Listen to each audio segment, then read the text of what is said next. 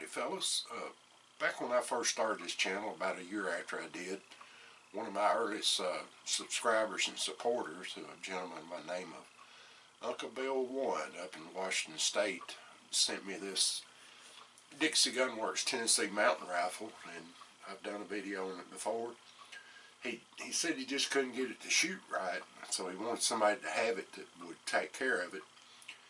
And sadly, he passed away in March last year, and I'm just getting around to doing a video on this. But he sent also with it the flintlock for it, and as well a nice little shooting bag, a powder horn, and a ball bag with that. And I really did appreciate it. I managed to get the flintlock in it, and just kind of got set back on the back burner, and I never did anything else about it.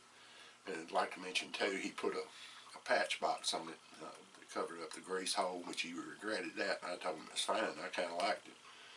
But anyhow, I got the flintlock in there, and I never could get the lock to work right on it. The only way it would work is if you set the trigger before you cock the hammer, otherwise it wouldn't hold the hammer to where it wouldn't kick off. And I just kind of set it back and didn't tinker with it much. And since I'm retired now and I've got time to fool with things, I got it out and started tinkering with it, and I found another issue with it.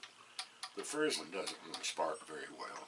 So I could order a new frizzling for it, and I could do a lot of things, but I just don't know if it's worth it right now. And I've kind of come to the conclusion that it was percussion when he sent it to me.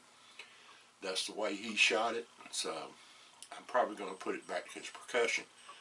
Now, in time, I had sent the drum to a friend, and the lock for it, as a matter of fact, to a friend of mine who lives in West Virginia. He needed one. And I bought another rifle, 36 caliber, which Dixie Gunworks didn't make. Somebody rebarreled the thing, evidently. It was percussion. I converted it to flint, but it works fine. So what I'm going to do, I'm going to order another drum, since the drum off that 36 won't fit this 50.